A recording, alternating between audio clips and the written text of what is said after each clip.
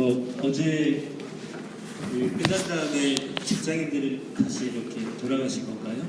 어제보다 인원이 좀 많이 줄은 것 같은데. 간 사람들이 좀 있어요. 네. 앞에 두 분도 앉으실 수 있는. 뒤에 계신 분들 좀 앞으로 오시면 더 좋을 것 같아요.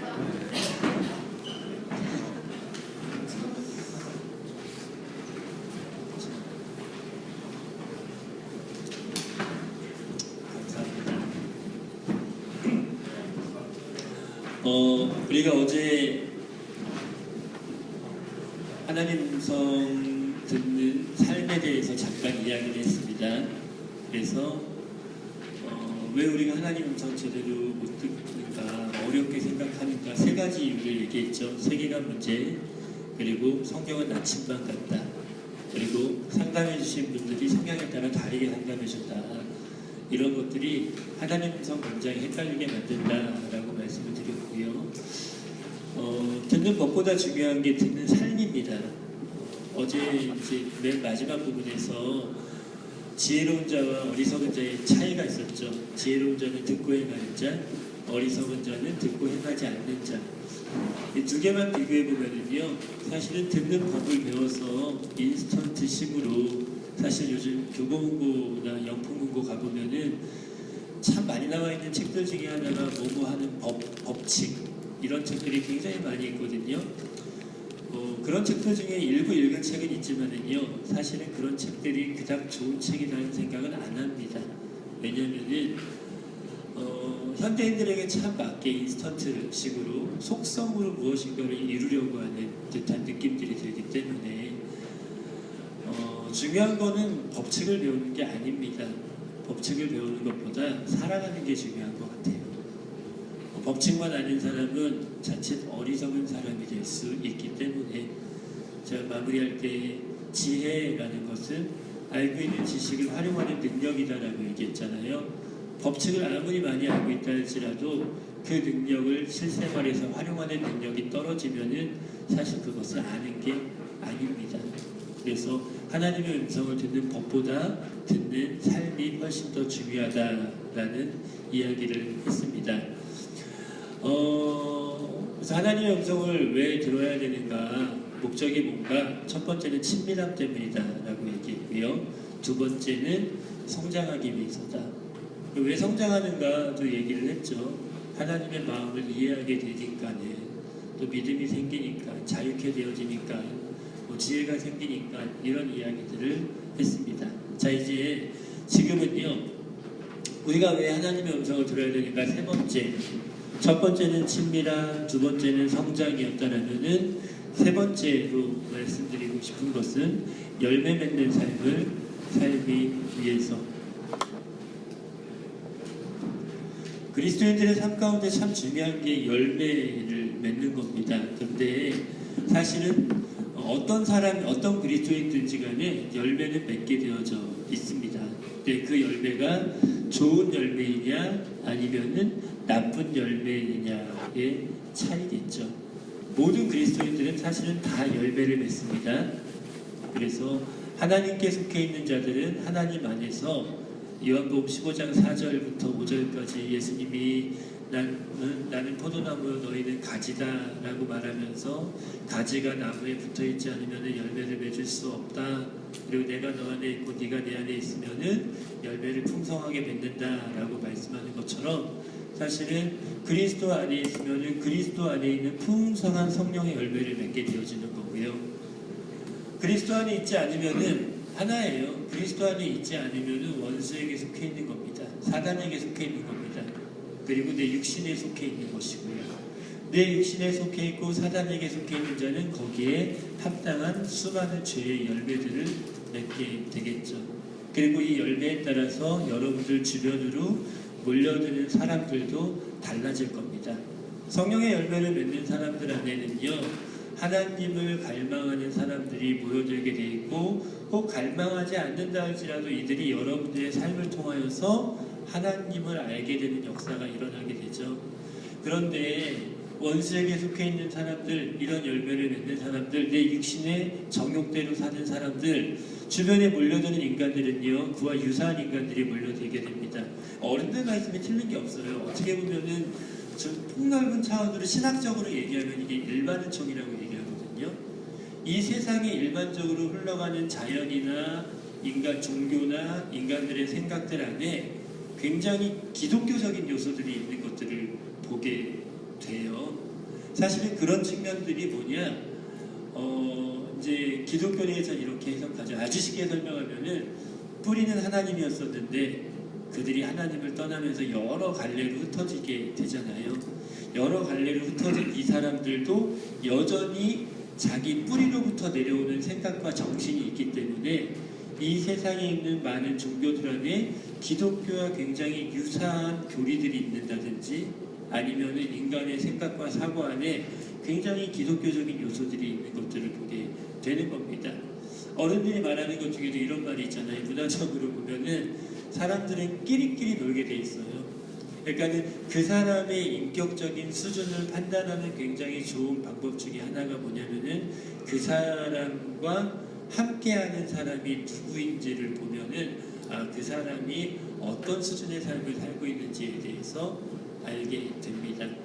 리더십에서도 그런 원칙들이 적용되어져요. 진짜 좋은 리더가 어떤 리더인지 아세요? 탁월함을 가진 리더가 진짜 좋은 리더가 아닙니다.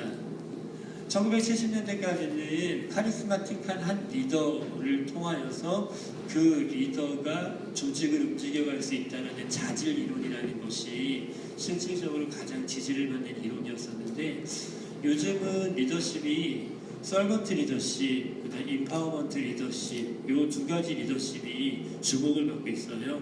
근데 임파워먼트 리더십과 서번트 리더십의 중요한 특징이 뭐냐면은 리더 주변에 누가 있느냐예요.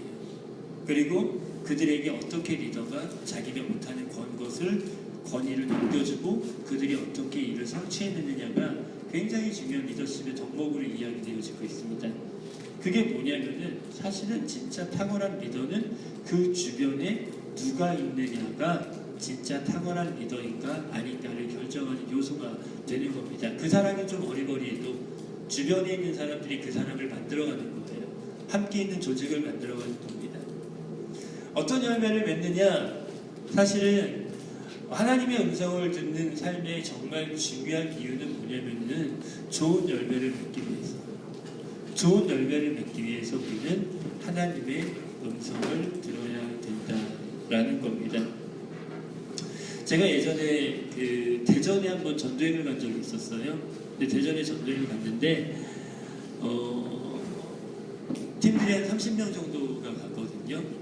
이제 잘 모르는 사람들도 같이 가게 된 거예요. 그런데 수요일날 저녁에 전도 집회를 준비한 다음에 대전역 앞에 나가서 저희가 전도를 했습니다. 2인 1조로 전도를 나간 거예요. 그러니까 전도를 딱 나갔는데 저하고 이제 한 그 형제하고 둘이 같이 조가되어서 이렇게 나갔습니다. 나갔는데 대전역 앞에 1월 달이었고 저는 그 당시에 검정색 목폴라와 파카를 입고 있었어요. 그런데 대전역 앞에 보면은 노숙자들이 굉장히 많이 있습니다. 1월은 굉장히 춥습니다. 역 앞으로 지나가고 있는데 한 아주머니가 눈에 보였어요. 근데 그 아주머니가 난방만 하나 입고 있는 거예요. 굉장히 추웠었죠. 근데 저는요 그러려니 그 앞을 지나갔습니다. 다른 분에게 전도하기 위해서. 근데 하나님이 갑자기 제 마음에 감동을 주셨어요. 야 민호야 잠깐 멈춰봐라. 잠깐 멈췄습니다. 그래서 하나님 앞에서 물었어요. 하나님 왜요? 근데 하나님이 그때 제 마음에 어떤 감동을 주시냐면은 민호야 너 방금 지나가면서 저기 앉아 있었던 저 아주머니 봤지? 그래서 제가 그 아주머니 싹 봤어요. 예 하나님 너 그 아주머니에게 가라. 그래서 제가 아주머니에게 갔어요. 그 말은 뭐냐면 아주머니에게 복음 전하는 거다라고 저는 이제 짐작을 한 거죠. 그래서 아주머니에게 복음을 전하려고 성경을 딱 얘기하려고 하는 순간에 하나님이 저를 딱 막으시는 거예요. 그 감동을 주시는 거예요. 그러면서 복음을 전해서는 안 된다는 생각이 들면서 하나님 정말 당신이 이분에게 원하는 것이 뭐예요? 라고 주님께 물었습니다. 근데 하나님이 저에게 하시는 말씀이 민호야 너 네가 입고 있는 파카 벗어서 이 아주머니에게 입혀줘 라고 말씀하셨어요. 어떻게 해요? 순종해야 되잖아요. 그래서 제가 입고 있는 파카를 딱 벗어서 아주머니 추우시죠? 이거 입으세요 하고 입혀 드렸습니다. 자, 그런 다음에 굉장히 복음 전할 만한 좋은 기회잖아요. 그래서 복음을 딱 전하려고 그러는데 하나님이 다시 제 마음에 감동하시면서 민호야 잠깐 멈춰. 너 이 아주머니에게 복음 전하지 말고 아침 식사 했냐고 물어봐라. 이런 감동을 주시는 거예요. 사주라는 얘기죠. 그거는요. 그래서 제 아주머니에게 여쭤봤어요. 아주머니 아침 식사 하셨어요? 당연히 안 드셨죠. 그래서 아주머니를 모시고 이 대전역 근처에 있는 설렁탕 집에 들어갔어요. 그래서 아주머니랑 같이 설렁탕을 시켜드리고 대화를 딱 시도하면서 복음을 전하려고 그러는데 하나님이 그때 또 제 마음 가운데 감동을 주시는데 너 아무 말 하지 마. 그래서 제가 복음을 전하지 않았어요. 그리고 아주머니가 식사 끝날 때까지 그 자리에 그냥 그대로 앉아 있었고 아주머니랑 헤어지면서 이런 얘기했어요. 저는 이런 사람입니다. 복음 전하기 위해서 온 사람인데요. 오늘 저녁에 저 대전역 저 뒤쪽에 있는 교회에서 집회를 해요. 그러니까 아주머니 시간 되시면 한번 오세요. 라고만 얘기하고 떠났고 다른 분들에게 전도하기 위해서 갔어요. 자, 그런 다음에 이제 오후에 전도를 마친 다음에 이제 전도 집회를 준비하기 위해서 교회로 들어왔고요. 저는 그 당시에 안내를 맡고 있었습니다. 그래서 안내를 하기 위해서 이제 바깥에 나갔는데 바깥으로는 솔직히 못 나갔고요. 교회가 이렇게 문이 있으면은 저는 문 안쪽에서 추우니까 문 안쪽에서 안내를 하고 있었는데 이제 1월 달에 5시 정도 되면은 조금씩 어둑어둑해지는데요. 5시가 조금 넘었는데 저쪽 골목 끝에서 어디서 많이 본 옷을 입고 계신 분이요. 어슬렁 걸어오는 거예요. 아침에 만났었던 그 노숙자 아주머니가 이렇게 걸어오시는 겁니다. 굉장히 반갑더라고요. 너무 반가워가지고 제가 뛰쳐나가서 아주머니를 딱 모시고 와서 전도 집회가 끝날 때까지 제 옆자리에 딱 앉혀놓고서 같이 예배를 드렸어요. 근데 아주머니 이제 끝나고 가려고 그럴 때 하나님 또 제 마음 가운데 감동을 주시는 거예요. 아, 이건 복음 전할 게인가? 아니요. 그게 아니라 민호야 너 네가 가지고 있는 성경책 이 아주머니 드려. 이런 감동이에요. 그래서 제가 그 성경책을 아주머니에게 딱 드리고 아주머니는 돌아가셨습니다. 자, 그런데 저녁에 집회가 다 끝난 다음에 밤중에 한 30명 정도 같이 팀원들이 모여가지고 함께 피드백하는 시간들을 가졌어요. 오늘 집회는 어땠다, 전도는 어땠다, 피드백을 딱 하고 있는데 저희 팀 안에 예언의 은사를 가진 한 자매님이 계셨어요. 서울신대 출신인데 예언이 굉장히 강해요. 저는 솔직히 그 자매랑 한 번도 말을 섞어본 적이 없습니다. 근데 피드백 모임이 딱 끝났는데 갑자기 그 자매님이 저를 부르는 거예요. 민호 형제님 저랑 얘기 좀 해요. 이러는 거예요. 여러분들 예언의 은사가 있는 사람이 부르면은 어떤 긴장감이 생기는지 이 인간이 내가 뭔 죄가 있나? 일단 회개부터 하고 가야 되는 거예요. 그래서 계속 제 자신을 돌아보면서 내가 오늘 저 자매한테 잘못한 거 있나? 팀원들한테 잘못한 거 있나? 별 생각을 다 하고 있었는데 자매님이 저를 딱 데리고 복도 끝으로 가는 거죠. 사람들이 잘 안 다니는 복도 끝으로. 그러니까 제가 끌려갔어요. 그 자매님한테. 딱 끌려가서 자매님이 저를 딱 쳐다보더니 이러는 거예요. 민호 형제님 솔직하게 저는 잘 모르겠어요. 전 정말 잘 모르겠는데 피드백하는 시간에 하나님이 저에게 민호 형제님에게 가서 이 얘기를 꼭 해주라고 계속 감동을 주셨어요. 저 그냥 이 얘기 딱 한마디만 하고 그냥 갈게요 라고 하면서 딱 저에게 한마디를 하셨는데 그 한마디가 뭐냐면은 민호야 내가 참 따뜻하다.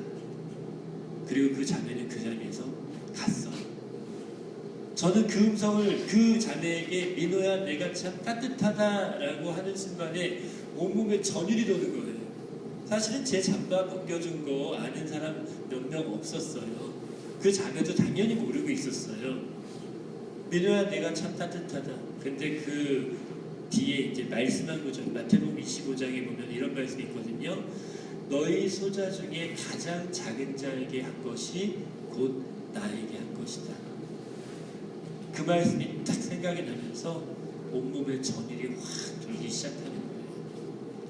이런 생각들이 들더라고요. 사실은 이제 제가 그 자매님에게 직접적인 복음을 전하지 않았어요. 그 자매님은 그 저녁 집회에 와서 솔직히 교회 처음 와본 분이셨고 아마 목사님이 설교하는 거 뭔 소리인지도 몰랐을 수도 있다라는 생각들을 해봅니다. 복음을 한 번에 알아듣는 거 사실은 쉽지는 않은 것 같아요. 그런데 제 마음 가운데는 이런 생각들이 드는 거예요. 비록 그 자매가 그때 예수를 영접하지 않았다 할지라도 최소한 그 자매는 한 가지는 알았을 것 같아요. 아, 예수님을 따른다라는 것은 참 따뜻한 거구나. 교회가 최소한 기독교는 아니구나. 그거 하나만 깨달았다라면은 어쩌면은 제가 성공한 게 아닌가라는 생각들도 해보게 됩니다. 그리고 기대하는 건 저는 그 다음날 목요일날 바로 이제 충남 홍성으로 옮겨갔어요. 그렇기 때문에 어떻게 됐는지 그 자매에 대해서 저는 어떤 소식도 듣지 못했습니다. 정직하게. 하지만 분명한 것은요, 그 자매가 이러한 기독교적인 경험, 하나님의 경험을 했기 때문에 어느 순간인가는 그가 시간을 돌아보면서 하나님을 알 수 있는 기회가 있을 거다라는 확신은 있습니다. 여러분들이 교회 생활할 때라든지 사회 생활할 때 상당히 어려움에 많이 부딪히게 됩니다. 그때마다 우리 안에 딜레마가 있어요. 그게 뭐냐면은 기독교인 그러면은 최소한의 양심이 있거든요. 그 양심의 출발은 하나님이 내 안에 계시기 때문에 선한 양심이 있는 거고요.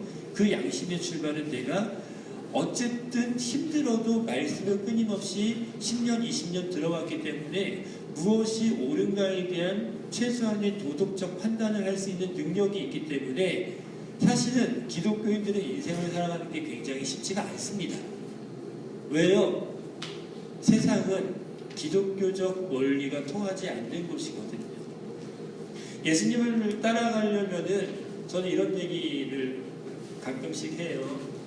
제가 어저께 CTS 인터뷰할 때도 그런 얘기 했거든요. 청년들에게 꼭 해주고 싶은 얘기가 뭡니까? 라는 말을 하길래 이런 얘기를 했어요. 이 사회를 분별해야 된다. 이 사회의 특징은 세속주의다. 이 세속주의라는 것은 1851년에 홀리오크라는 사람이 그 계몽주의의 영향을 받은 사람이에요. 그래서 인간의 개량을 위해서 신이 필요 없다라는 논문을 썼어요. 그러니까 인간의 변화를 위해서 이제 더 이상 신의 존재는 필요 없다라는 거, 하나님이 필요 없다라는 거예요. 그러면서 그 책에서 그 논문에서 처음 얘기한 게 세속화라는 말이에요. 근데 이 세속주의는 그래서 정의할 때 일반적으로 세속주의라는 것은 인간의 삶에서 하나님을 배제시키는 것, 이걸 세속주의다라고 얘기를 합니다. 그런데 이 13세기에 파스칼이라는 사람이 있었거든요. 황세라는 책을 쓴 사람이에요. 근데 파스칼이 인간을 표현할 때 인간은 신이 없이는 공허한 존재다.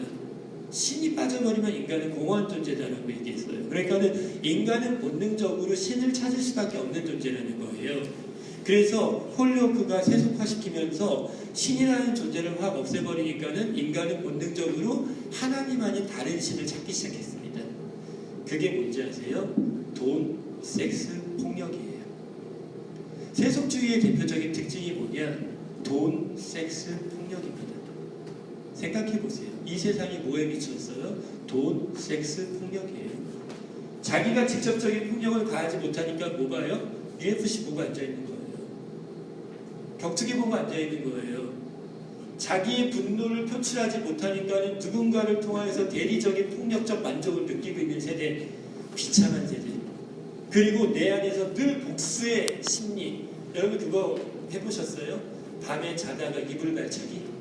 너무 열받아서 이불 팍 발로 걷어 차본 적 있으세요? 없니? 난 있는데. 내 안에 복수의 일념이 불타고 있는 거예요.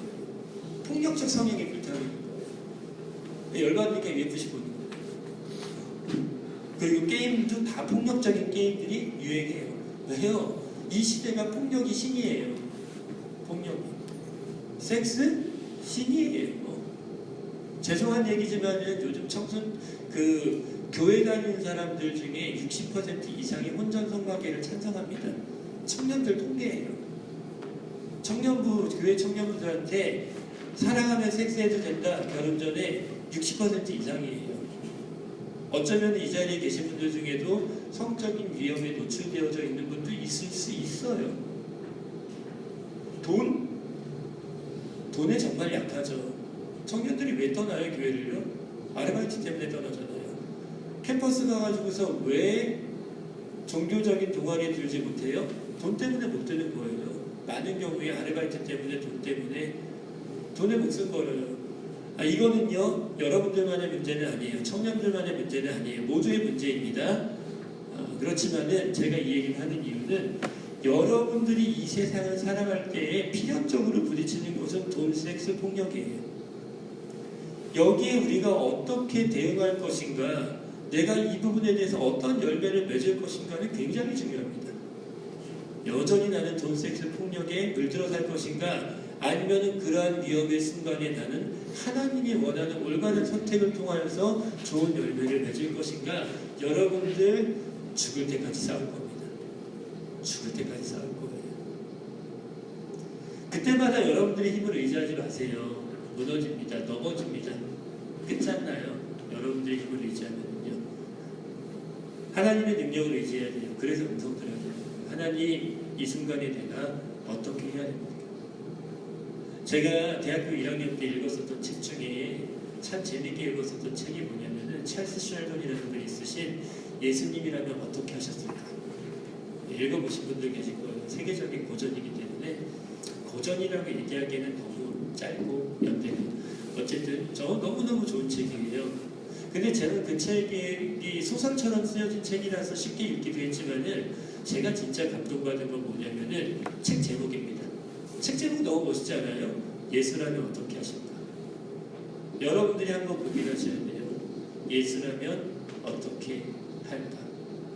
저는 분명히 확신합니다. 예수님이라면요, 구별된 결정을 하셨을 거예요. 이 세상과 구별된 결정. 그것이 마귀를 이기는 방법이고, 그것이 열매 맺는 삶이기 때문에 그 구별된 행동들을 하는 것, 구별을 내는 것, 그게 하나님의 음성이에요. 그게 하나님의 음성입니다.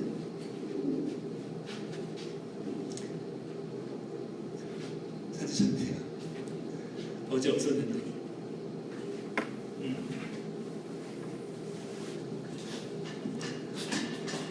여러분들 제가 책 한 권 추천해 줄게요. 이 책 지금 꼭 읽어보세요.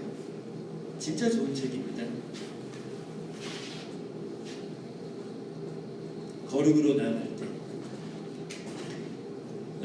이 세상을 살아가는 청년들에게 어떻게 이 세상과 구별된 삶을 살면서 올바른 선택을 하고 마귀와 싸워 이길 수 있는가, 그리고 삶의 현장을 변화시킬 수 있는가를 적어놓은 책입니다. 출판사는 예수전도단이고요. 죄송합니다. 저자는 박민우입니다. 제 책이에요. 이런 식으로. 사실은 목사님 한번 드리려고 했는데 출판사에서 아직 출판을 안 했어요. 이게 언제 출판되냐면요, 3월 5일날 출판되죠. 그래서 제가 그 3월 5일날 출판되어지면은 제가 우리 목사님에게 한번 선물로 보내드릴 생각이에요. 그 목사님이 읽어보시고 이 책 참 좋다 싶으면은 리더들하고 한번 쉐어링하고, 여러분들이 쉐어링 한번 해보면은요, 참 제가 썼지만 제가 쓴 책이 더 좋아요. 예. 현장을 살아가는 사람들의 그런 갈등들을 고민하면서 쓴 책이기 때문에 도움이 많이 될 거라고 생각합니다. 자, 이제 요 정도로 제 홍보를 마치도록 하겠고요. 이제 하나님 음성 듣는 법으로 넘어갈게요. 여러분들 꼭 사보세요. 진짜 이 정도까지 했는데 사봐주세요. 네, 감사합니다. 그거 용인에서 몇 번 나가는지 한번 볼 거예요. 용인 맞죠? 판교에서 몇 번 나가는가? 음성 듣는 법을 제가 말씀을 드릴게요. 이제 음성 듣는 법, 이런 삶들을 위하여서 우리가 이제 음성을 듣는 법을 배우는 거예요. 근데 음성 듣는 법 어렵지 않아요. 정직하게 말씀드리면은 여러분들은 이미 음성 들으면서 살고 있었고, 그런데 이게 음성이었구나라는 것을 인식하지 못했었던 것 뿐입니다. 무슨 말이냐? 음성 듣는 방법은 이제 일반적으로 주된 방법과 보조적인 방법으로 나눠져요. 주된 방법과 보조적인 방법으로 나눠지는데, 이 주된 방법은 세 가지로 나눠집니다. 하나님의 말씀으로 듣는 것, 가장 중요합니다. 제일 중요합니다. 두 번째는요, 영적인 사고, 생각. 세 번째는요, 영적인 느낌, 감정이죠. 이게 주된 방법이에요.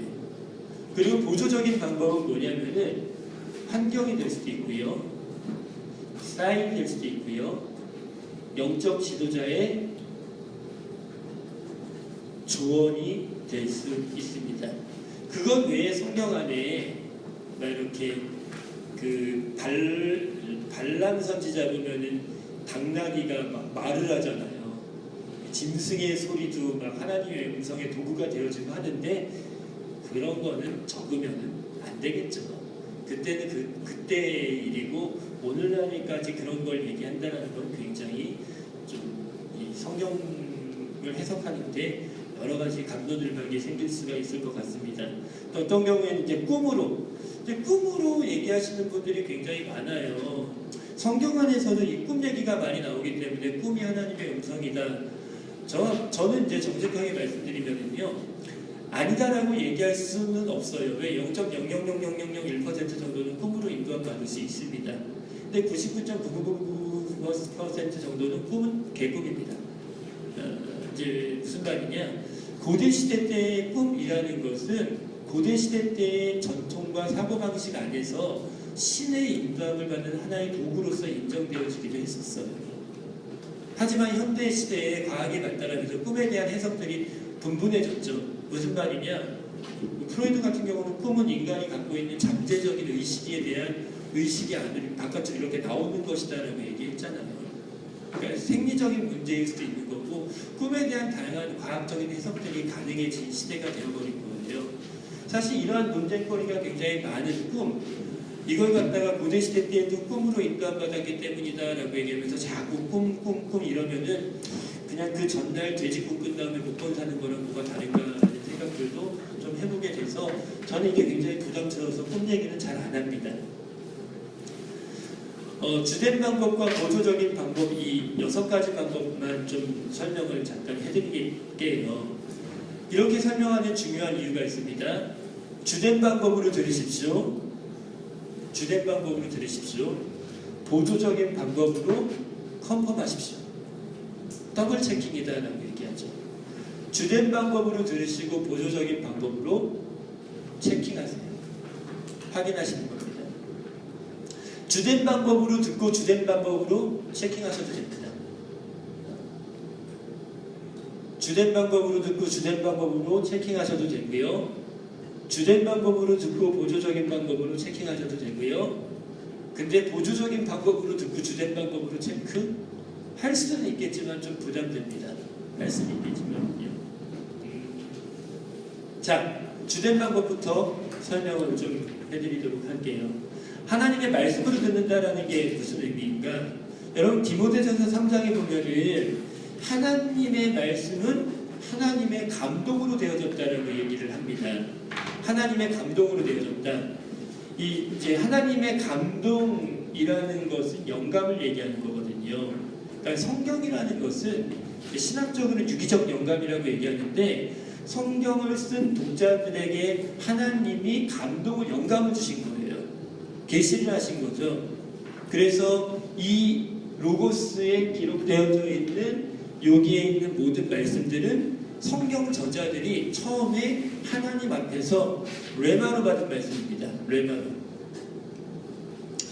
원래는 이제 정확한 발음은 회마예요. 근데 이제 우리 보통 레마라고 얘기를 많이 하죠. 레마로 받은 말씀이에요. 레마는 각 사람에게 영감되어진 말씀을 레마라고 얘기합니다. 그냥 레마라고 그냥 쓰세요. 책들 보면 레마라고 많이 적혀 있으니까. 각 사람들에게 감동되어진 이 레마가 어떻게 해요? 로고스가 돼요. 로고스는 뭘 얘기합니까? 기록되어진 말씀을 로고스라고 얘기하는 거예요. 이게 여러분들 로고스예요. 성경책이에요. 로고스예요. 근데 여러분들이 성경책을 읽다가 이 로고스의 말씀을 읽다가 갑작스럽게 깨닫게 되어지는 경우들이 있어요. 그게 뭐예요? 이 로고스가 다시 나에게 레마로 다가오는 겁니다. 어떤 식으로 깨달아지냐면은 설교를 들을 때, 강의를 들을 때, 성경 읽기 시작할 때, 성경을 공부할 때, 성경을 암송할 때, 그리고 기도 중 깨달음으로 말씀이 생각나면서 깨달아지는 거예요. 이런 식으로 갑자기 기록되어진 이 말씀이 내 안에 확 감동이 되어지는 거죠. 예를 들자면 이런 거예요. 평상시에 여러분 우리가 서로 사랑해야 됩니다. 하나님이 우리에게 하나님만 사랑하는 게 아니라 이웃도 사랑하라고 얘기하셨습니다. 목사님이 이런 설교를 했는데 평상시에는 이게 아무렇지도 않게 들리다가 어느 날 갑자기 그게 맞아! 내가 아무개 진짜 싫어했는데 걔한테 가서 용서도 할까? 이런 마음들이 막 생기게 되는 거예요. 여러분 그게 하나님 말씀이에요. 어렵게 생각하지 마세요. 목사님 설교 드리면서 감동받는 거, 묵상하면서, 여기 묵상이 빠졌네. 정말 중요한 거. 묵상하면서 감동받는 거, 그게 하나님의 음성이에요. 자, 여러분 물어볼게요. 이런 적 있어요, 없어요? 있죠? 있어요. 그럼 여러분들 이미 하나님 음성 들었어요. 근데 여러분들 하나님 음성을 샤머니즘적으로 생각하니까 뭔가 임팩트 있게 팍 와서 나를 확 변화시키는 거 아니에요. 그럴 수도 있겠죠. 때로는. 아주 때로는. 우리 안에 이 신앙서적 안에 있는 간증들이 참, 그리고 제가 제일 싫어하는 설교가 간증설교거든요. 전 정말 간증설교 싫어해요. 처음부터 끝까지 간증만 하는 거. 왜냐하면은 10,000분에 1명 일어날 수 있는 이 일을 갖다가 일반화시켜버리는 겁니다. 그게 간증의 위험이에요. 저 사람에게만 일어나는 그 일이 일반적인 일처럼 생각하게 만들어버리면 안 되죠. 그럼 그 사람의 일이에요. 나를 인도하는 하나님의 방법은 다를 수 있어요. 그래서 하나님의 음성도 마찬가지예요. 어떤 사람이 간증하면서 내가 하나님의 음성을 이렇게 듣고 이런 성공을 했다. 그럼 나도 그래야 된다고 생각하는 거예요. 아닙니다. 그럼 그 사람의 인생이에요. 거기서 깨달은 건 하나예요. 하나님은 은혜를 주시는 분이구나. 끝. 간증은 은혜거든요. 로고스가 레마로 되는 것. 여러분들이 그러니까는 음성 잘 듣기 위해서는 성경 많이 봐야 돼요. 성경 안 읽으면서 음성 듣겠다? 웃긴 거예요. 은사주의자들. 성경은 쥐뿔도 몰라. 근데 은사는 있어. 음성 들었다라고 얘기해요. 근데 음성 들은 내용이 다 뭐야? 하나님 음성이 아니에요. 지 생각이야. 이런 경우 너무 많아요. 모든 사실 이제 여러분들은 그 법감정이라는 거에 대해서 들어보셨죠? 지금 이제 이 시국이 이렇게 어렵잖아요. 박근혜 대통령 탄핵 이후에 어떤 분들은 박근혜 대통령을 지지하는 세력이 있고 어떤 분들은 반대하는 세력이 있고 대다수의 분들의 반대하는 분들은 늘 그런 얘기예요. 감정적으로 굉장히 격양이 되어져 있어가지고 예를 들어서 우병우 씨가 구속영장이 기각되어지고 처음에 저기 누구냐 그 이재용 씨도 기각되어지고 이런 문제들이 딱 터지면은 막 댓글에 보면은 별별 욕들이 막 다 올라가고 그래요. 감정적으로 열받죠. 왜? 이런 거죠. 힘 있는 자들은 서민들한테는 법과 원칙을 얘기하면서 힘 있는 자들을 자기들에게 들이댔을 때는 법과 원칙보다는 정치적인 타협을 원한다 이런 식으로 막 화도 나고 그래요. 저도 그랬으니까는요. 근데 조금 이렇게 돌아서 생각해보면 법관의 입장에서 생각해보면은 법관이라는 사람들은 감정을 배제시키고 법리로 싸움을 합니다. 법리로 싸운다는 것은 논리예요. 헌법에 나와 있고 형사법에 나와 있고 민사법에 나와 있는 그 행정법에 나와 있는 그 법, 그 문서 조항이 이 사건과 어떻게 연관되어질 수 있는가를 논리적으로 설득하는 사람이 이기는 게 법이에요. 그 기준은 뭘까요? 감정이 아니라 법정이에요. 그렇죠.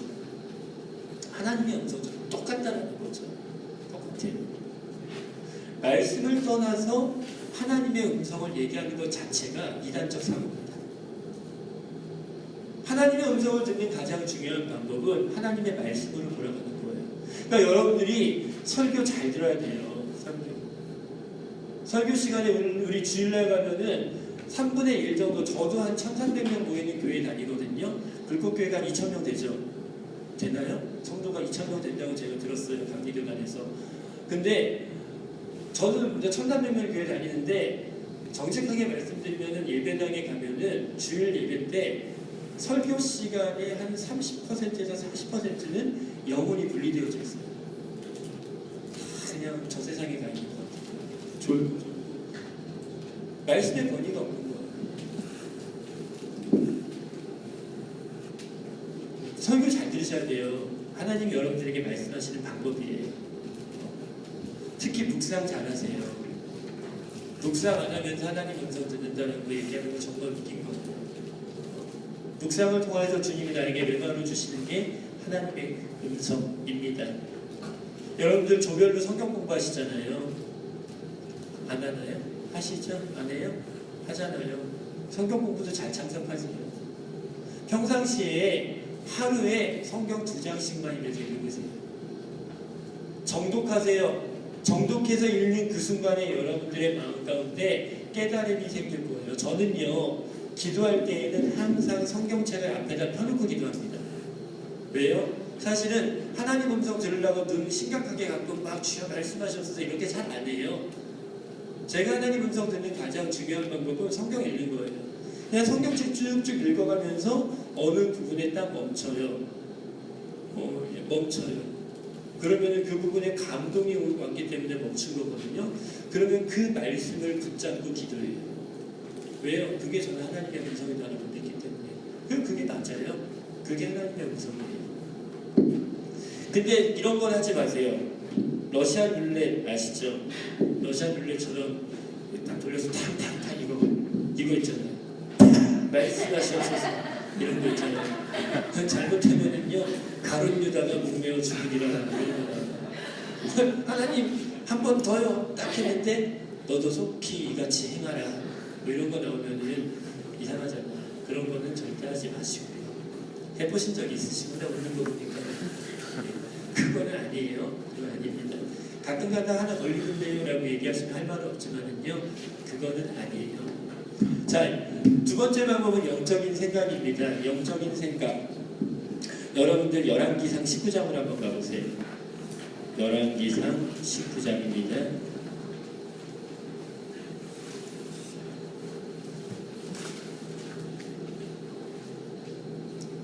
19장 11절 12절이에요. 제가 한번 읽어볼게요. 열왕기상 19장 11절 12절.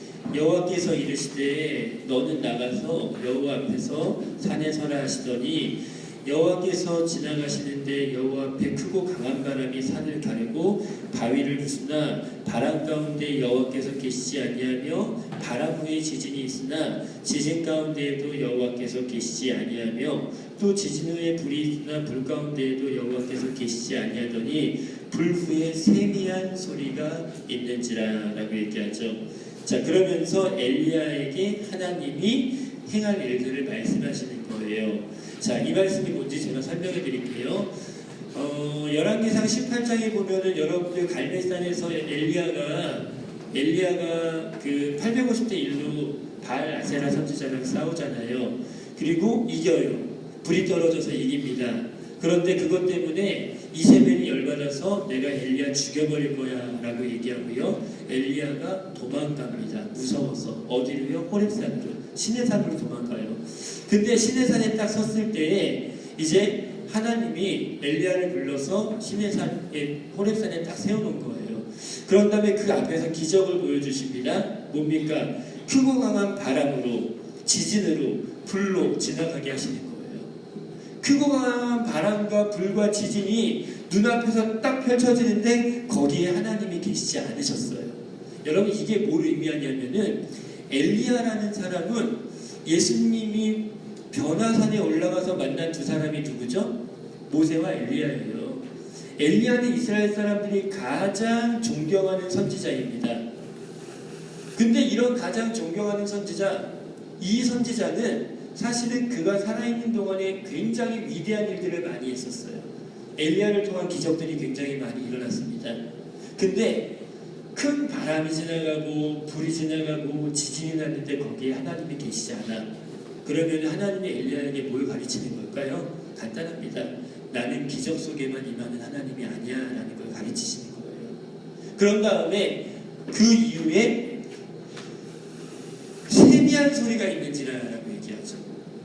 그 세미한 소리가 하나님의 음성이었던 거예요. 근데 이 세미한 소리가 뭐냐면은 이 히브리어 원어에 보면은 네마마 다카 콜이라는 말을 써요. 네마마 다카 콜, 네마마 다카가 세미하다라는 뜻이에요. 콜은 소리라는 뜻이고요. 네마마 다카 콜, 근데 이거는 이런 뜻입니다. 엘리야야, 엘리야야, 요런 얘기가 아닙니다. 어떤 의미냐면은 네마마 다카 콜이라는 것은 어떤 뜻으로 히브리인들이 쓰냐면 하나님이 인간의 생각에 자기 자신을 깨닫게 해준다. 이런 뜻이 네마마 다카 콜이에요. 무슨 말입니까? 엘리야에게 세미한 소리가 있었다라는 것은 하나님이 엘리야를 조용히 불렀다라는 의미가 아니라 하나님께서 엘리야의 생각 가운데 하나님이 어떠한 분이신지를 깨닫게 해주셨다라는 의미가 되는 겁니다. 그게 하나님의 음성이에요. 그런 다음에 15절 이하에 보면은 여호와께서 그에게 이르시되 너는 내 길을 돌이켜 광야를 통하여 다메섹에 가서 이르거든 하사엘에게 기름 부어 아람의 왕이 되게 하고 예후에게 기름 부어 이스라엘 왕이 되게 하고 엘리사에게 기름 부어 너를 대신하여 선지자가 되게 하라 라고 말씀하시는 거예요. 그러면은 이 음성을 엘리야가 어떤 방법으로 들었다고요? 세미한 음성을 들은 거예요. 어떻게? 하나님이 그에게 해야 될 일들을 생각나게 하시고 깨닫게 해주셨다라는 겁니다. 여러분 하나님의 음성을 듣는 중요한 방법이 뭐냐? 영적인 사고입니다. 우리가 깊이 있게 생각해 보는 거예요. 이것이 옳은가 그른가에 대해서 깊이 있게 사고하는 것. 왜요? 하나님이 우리의 생각 가운데 역사하실 수 있기 때문에. 근데 하나님의 음성을 듣는다는 사람들이 실수하는 게 뭐냐면은 지나치게 우리의 생각을 무시해버린다는 겁니다. 왜요? 만물보다 심히 부패한 것은 인간의 마음이다라는 예레미야 17장 말씀 때문에. 맞아요. 인간의 마음은 만물보다 심히 부패했습니다. 이 마음, 레브라는 단어인데 이 단어는 일반적으로 생각과 감정, 마음 깊은 곳에 우리의 마음, 이 중심에서 우리를 움직이는 근본적인 요소, 이걸 갖다가 마음이다라고 얘기를 해요. 그러니까 우리의 생각 자체가 근본적으로요 부패한 게 맞아요. 부패한 게. 생각해 보세요. 여러분들 가만히 있으면 무슨 생각부터 나요? 형제님들. 음란한 생각, 열받는 생각, 가만히 아무 멍 때리고 있으면 허황된 꿈, 이루지 못할 꿈들, 돈 많아서 호의호식하고 있는 생각, 뭐 이런 것들 막 생각날 거예요. 자매님들은요? 모르겠어요. 제가 자매가 아니라서. 근데 일반적으로 이 찬양 있잖아요. 성경에 보면은, 성경이란다. 찬양에 보면은 미움, 다툼, 시기, 질투 버리고 우리 서로 사랑해. 자매님들을 위한 찬양이거든요. 자매님들이 진짜 약한 게 질투, 미움, 시기. 아마 가만히 있으면 시기하는 마음과 미워하는 마음들이 일어날 수 있다는 거예요. 이게 사실은요 본성이에요. 저는 안 그럴 것 같아요. 저도 멍 때리고 그 생각을 어느 순간에 제가 놓고 있으면은 제 안에도 동일하게 음란함이 들어오게 되고요. 분노를 일으키는 어떤 잘못된 생각들이 들어오는 게 사실이에요. 인간의 생각은 심히 부패했습니다. 그런데 성경을 보게 되면은 에스겔 36장에 하나님의 영이 부어질 때에 인간의 마음이 새롭게 되어진다는 말씀이 있는 것을 보게 됩니다. 그게 무슨 말일까요? 예수를 믿은 사람에게 있는 중요한 특권이 뭐냐면은 예수를 믿는 사람은 생각까지 새로워질 수 있는 특권이 있다는 거예요. 로마서 12장 2절 말씀 한번 펴보세요. 로마서 12장 2절. 로마서 12장 2절입니다. 로마서 12장 2절 제가 읽어볼게요. 너희는 이 세대를 본받지 말고 오직 마음을 새롭게 함으로 변화를 받아 하나님의 선하시고 기뻐하시고 온전하신 뜻이 무엇인지 분별하도록 하라. 마음을 새롭게 함으로 변화를 받아라. 이 세대를 본받지 말아라. 이 세대는 어떤 세대? 세속주의에 물들어 있는 세대. 본받지 말아라. 마음을 새롭게 함으로 변화를 받아라. 마음이라는 단어가 누스라는 단어를 쓰는데 생각이에요. 생각의 변화가 가능하다라는 겁니다. 예수 믿는 사람의 특권이 뭐냐면은 생각의 변화가 가능한 거예요. 수준 낮은 생각에 머물러서 사는 것이 아니라 더 높은 수준의 생각을 할 수 있는 것이 예수 믿는 사람들의 특징이라는 겁니다. 그래서 그 생각을 어떻게 해야 돼요? 하나님의 선하시고 기뻐하시고 온전하신 뜻이 무엇인지 분별하는 것. 그게 하나님의 음성이에요. 변화받은 생각으로 하나님의 선하신 뜻이 뭘까?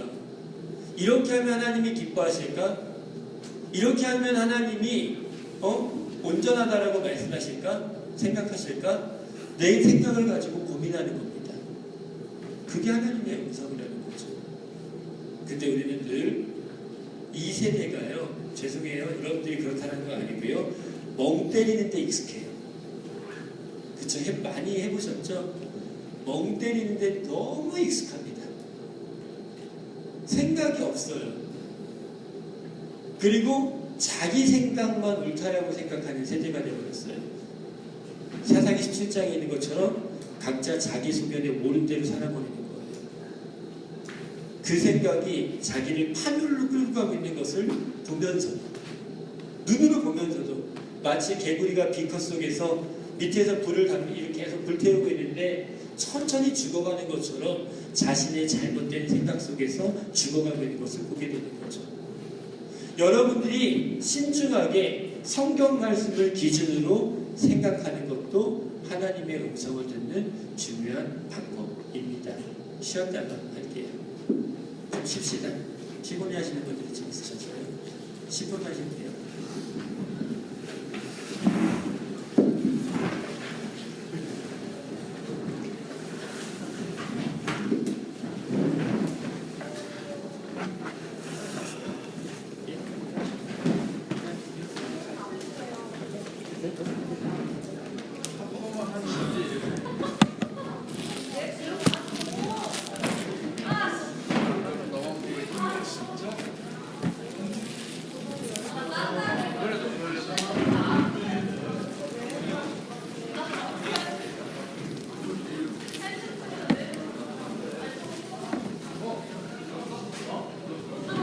또 대학생 같아 보이는 분들 많이 계신데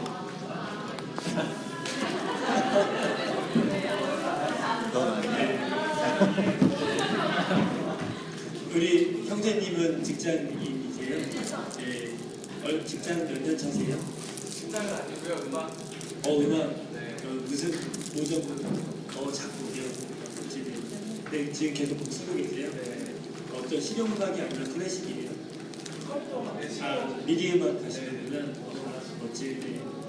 저는 예배 미디 음악을 지금 우리 찬양사 간사님한테 예배 미디 음악을 좀 사용하라고 얘기를 하고 있어요. 굉장히 필요합니다. 근데 대학생분들이 많이 힘들 거예요. 이 시간은 주무시는 시간이라서 원래 집에서 주무셨던 시간이잖아요. 그래서 사실은 강의를 할 때 제가 그래도 예수전도회에서 강의 연차가 한 17, 8년 되거든요. 그러니까 17, 8년 동안 얼마나 많은 교회에서 얼마나 많은 부류의 사람을 만나겠어요. 얼굴 표정만 봐도 얘가 듣고 있다 안 듣고 있다 힘들어한다 제가 알아요. 근데 어제는 그래도 굉장히 맑은 정신으로 잘 들으셨는데 그런 분들이 오늘 갑자기 힘들어하시는 분들이 좀 계세요. 근데 확 이해가 돼요. 주무시는 시간이니까요. 그래서 너무 힘들어서 나 도저히 못 견디겠다 이러면은요 정말 괜찮으니까요 엎드려서 주무세요. 정말로 괜찮아요. 왜냐면은 엎드려서 내가 강의 얼마나 못하면은 자. 그냥 자. 이런 건 아니고요. 이런 건 아니고요. 그냥 자. 이런 건 아니고요. 이렇게 피곤하신데 억지로 이렇게 들으려고 하는 그 모습이 제가 미안해요. 그러니까는 괜찮아요. 정말 전 아무렇지도 않아요. 왜 갑자기 책상 두들겨요?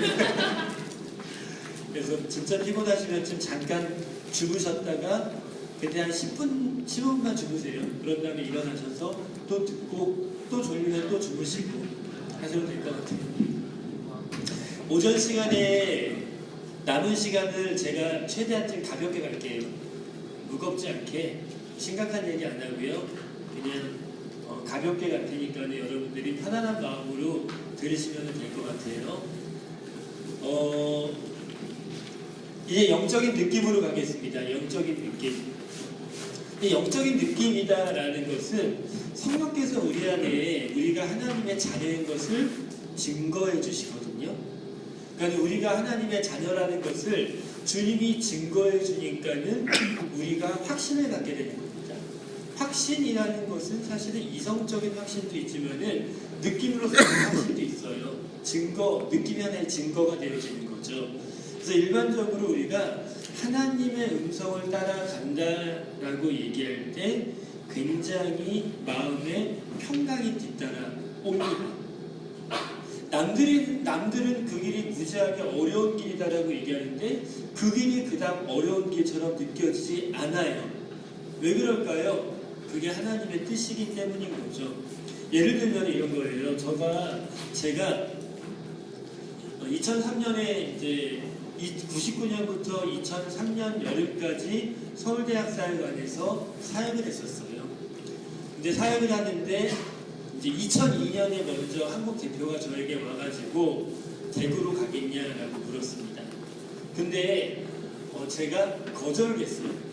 거절한 가장 중요한 이유는 뭐냐면은 아내가 안 간다라고 얘기했기 때문에 아내가 같이 기도하는데 평강이 없다라는 거예요. 정직하게 말씀드리면은 저도 확신할 수 없었는데 아내가 평강이 없대요. 근데 제 삶의 중요한 원칙은 아내가 동의하면 같이 움직이는 거거든요. 자, 근데 그 다음 2003년도에 다시 대구 지부장으로 가겠냐고 콜링이 온 거예요.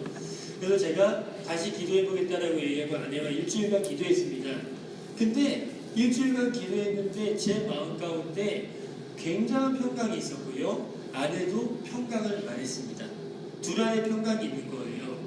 근데 이렇게 기도하고 있는 시즌에 저도 이제 신학교 동기들이 있잖아요. 신학교 동기들이라든지 아니면은 이제 교회 목사님들이라든지 이런 분들이 저를 만나서 하시는 말씀이 이런 거예요. 교계에는 이런 얘기가 있거든요. 서울에서는 장로가 목사가 만들어주고 대구에서는 목사가 장로가 만들어준다. 이런 얘기가 있어요. 뭐냐면은 대구라는 지역 자체가 굉장히 보수적이고 대구에 목회하는 거 복음화율이 지금 5%는 안 되고 5% 정도 돼요. 5% 정도. 95%가 예수 안 믿어요. 불교가 한 25% 정도가 돼요. 굉장히 힘든 땅이에요. 굉장히 어려운 땅입니다. 대구에서 목회 성공하면 어디 가든지 성공한다라는 얘기가 있을 정도예요. 그래서 만나는 분들이 저한테 계속 하시는 얘기가 야, 너 대구 그 어려운 땅을 왜 가냐? 야, 그거 다시 기도해봐. 서울 쪽에도 할 일이 얼마나 많은데 이런 이야기들을 굉장히 많이 해주는 거예요. 근데 그런 얘기가 제 귀에 하나도 안 들어요. 대구가 뭐가 어려워? 똑같은 땅인데 하나님이 보내신 곳인데 뭐가 어려워? 마음에 평강이 오기 시작하는 거예요. 그때 제가 확신했죠. 아, 이거 내가 대구 가는 게 맞구나. 이게 하나님의 음성이 맞구나 라는 확신을 가지게 된 겁니다. 자, 그리고 또 한 가지 이 느낌과 관련해서 중요한 하나님의 음성을 듣는 방법이 있어요. 그게 뭐냐면은 마음의 소원은 과연 하나님의 음성일까?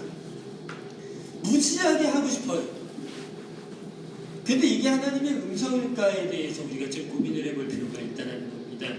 제가 옛날에 하나님께 이런 기도를 한 적이 있었어요. 하나님, 내가 주님이 보내시는 곳은 어디든지 가겠습니다. 근데 저에게 더운 나라만은 보내지 마시옵소서. 왜요? 저는 아토피가 있습니다. 그래서 땀이 나면 극습니다. 더운 나라 가는 건 죽어도 싫습니다. 이렇게 기도한 적이 있어요. 주를 위해서 다 하겠다라고 얘기하면서 더운 나라만은. 근데 그렇게 딱 기도했는데 이런 느낌이 드는 거예요. 마치 하나님이 나의 이 연약한 부분을 훈련시키기 위해서 더운 나라로 보내실 것 같은 거예요. 그런 적 있으시죠? 이걸 갖다가 전문 용어로 순교 컴플렉스라고 얘기해요. 순교 컴플렉스. 무슨 말이냐? 하나님은 내가 하기 싫은 거 나를 훈련시키기 위해서 시킨다. 이런 생각들이 우리 안에 있는 것이죠. 자, 과연 이것이 올바른 생각일까? 빌립보서 2장 13절 한번 가보실래요? 빌립보서 2장 13절입니다.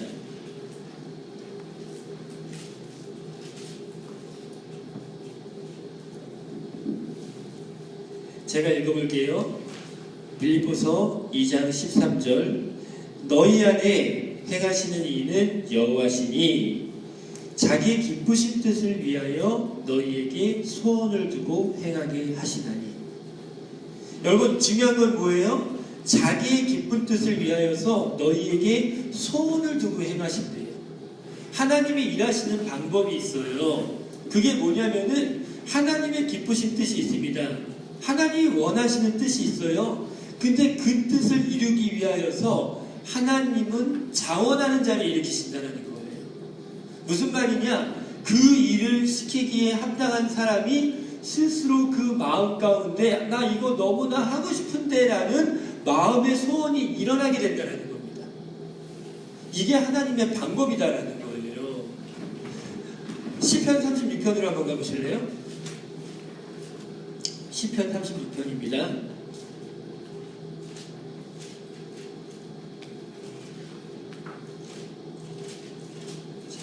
시편 7편이네요. 시편 37편. 37편 4절입니다. 시편 37편 4절 제가 읽어보겠습니다. 또 여호와를 기뻐하라. 그가 내 마음의 소원을 내게 이루어 주시리로다. 여호와를 기뻐하면 마음의 소원을 이루어 주신대요. 왜 하나님이 우리의 마음의 소원을 이루어 줄까요? 간단해요. 그게 하나님의 뜻과 맞아드니까요. 그래서 이루어 주시는 거예요.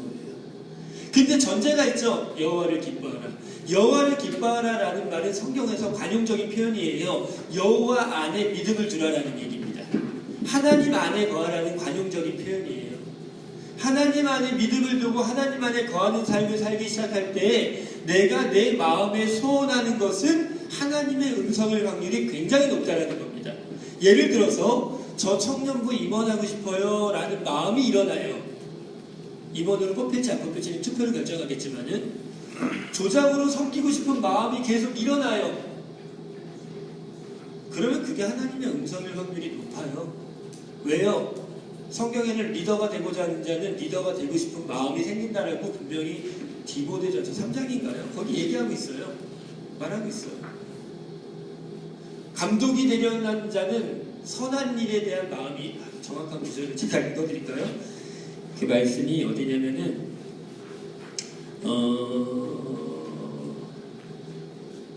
디모데전서 3장 1절입니다. 이게 마음의 소원과 연관되어져 있기 때문에 읽어보는 겁니다.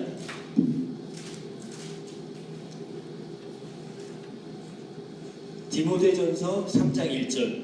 미쁘다 이 말이요. 곧 사람이 감독의 직분을 얻으려 함은 선한 일을 사모하는 것이라 함이로다. 이게 무슨 말이냐면은 감독의 직분을 얻으려 함은 선한 일, 선한 일이라는 것은 감독의 직분을 얻으려는 마음이에요. 감독의 직분을 얻으려는 사람은 감독의 직분을 사모한다라는 뜻이에요. 마음의 소원이 있다라는 거예요. 그러니까 리더하고 싶은 사람이 리더예요. 마음 없는 사람 억지로 시키는 게 올바른 거 아닙니다.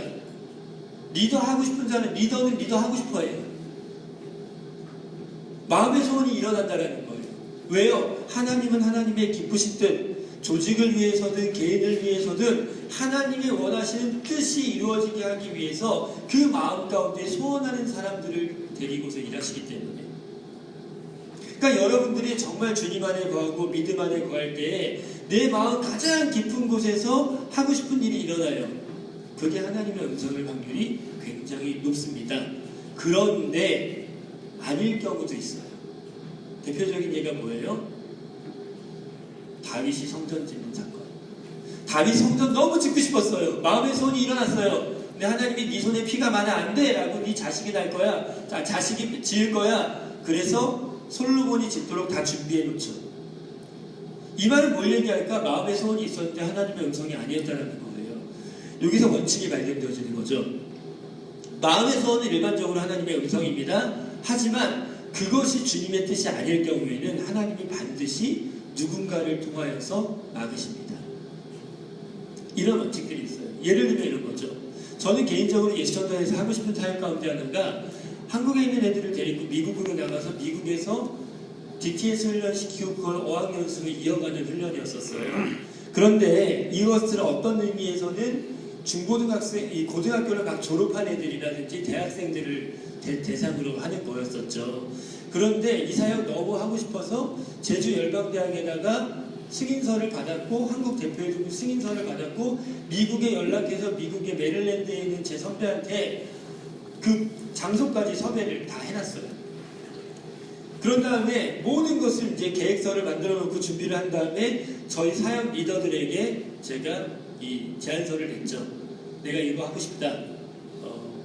이제 리더십들이 같이 결정해야 되니까 제가 탑리더 결정권자지만은 동의하지 않으면은 저 자신도 결정하는 게 부담돼요. 그래서 이런 거 하고 싶다. 전 너무너무 하고 싶었어요. 그게 주님의 뜻이다 믿었어요. 왜요? 환경이 다 열렸거든요. 근데 리더들이 2주일만 같이 기도하세요. 2주만 같이 기도하는 시간 갖자요. 그래서 제가 좋다 기도하자 기도했어요. 저희 리더십들이 7명입니다. 저 포함해서 모여서 얘기했어요. 저를 제외한 6명이 평강이 없대요.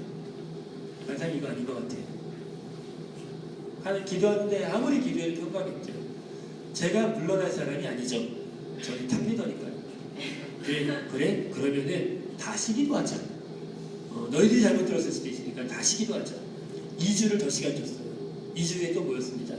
6명이 동일하게 간사님 정말 아닌 것 같아요. 그래서 제가 포기했어요. 왜요? 이게 하나님의 뜻이다라고 생각했기 때문에. 나는 정말 마음의 소원이 있었지만 함께하는 리더들, 동력이 돼줘야 되는 그 리더들이 아니다라고 얘기하면은 그건 아닌 거예요. 아닌 겁니다. 공동체를 깨트리면서까지 제 고집을 들 필요는 없는 거죠. 여러분들이 마음에 소원이 있는데 그 길들이 열리지 않거나 무엇인가 하나님이 주시는 다른 사인들로 인하여서 막히게 되어졌을 때에 여러분이 한번 좀 고민해 볼 필요가 있어요. 하지만 기본 원칙은 영적인 느낌, 마음의 소원은 하나님의 음성일 확률이 굉장히 높다라는 겁니다. 주된 방법 정리합니다. 하나님의 말씀 어떻게 해요? 묵상이나 설교나 강의나 성경을 읽을 때나 공부할 때나 암송할 때나 기도 중 말씀이 생각날 때 그 말씀이 내 안에 레마로 다가오는 것이 하나님의 음성이다. 두 번째, 영적인 생각. 영적인 생각은 우리가 주님 안에 거하면서 변화되어진 우리의 생각이 끊임없이 주님 앞에서 하나님의 선하시고 기뻐하시고 온전하신 뜻이 무엇인지를 고민하는 것, 이것이 하나님의 음성입니다. 영적인 느낌, 하나님의 음성은 반드시 평강을 뒤따라가요. 무슨 말이냐? 예를 들면 이런 거예요. 한 번만 더 보충 설명하면은 불꽃감리교회 여러분의 청년부에서 공동체적으로 무엇인가를 결정하려고 해요. 근데 여러분들 중에 많은 사람들이 평강이 없다 하지 마세요. 공동체 깨지는 거 주님이 원하시지 않습니다. 하나님 음성의 중요한 분별의 원칙 가운데 하나가 일치예요. 일치. 공동체가 일치되어지고 혹 이 의견에 반대했었던 사람들도 그래 너희들이 그렇다라면 우리가 함께 해보자라는 암묵적인 동의들이 있을 때에 암묵적이지도 않죠. 이것은요. 표현이 되어야 되겠죠. 그런 동의를 가지고 나는 이 일들에 반대하지만 너희들이 한다라면 기꺼이 나도 같이 가겠다라는 공동체의 일치가 있었을 때, 공동체 안에 평강이 있었을 때 하나님의 뜻이에요. 그거 없으면 주님의 뜻 아니에요. 주님의 뜻이다 할지라도 지혜롭게 천천히 갈 필요가 있는 거예요. 개인도 마찬가지죠. 평강이 없으면 하지 마세요. 죄 지을 때 평강 있는 사람 없잖아요. 근데 남을 도왔을 때 평강이 뒤따라오잖아요. 왜요? 늘 평강은 선함과 연결되어져 있어요. 평강은요, 내 마음의 양심, 선한 양심과 연관되어져 있습니다. 선한 양심은 주님께서 주시는 거예요. 진리의 기반에서 나온 게 선한 양심이에요. 그러기 때문에 평강은 하나님의 음성인 것입니다.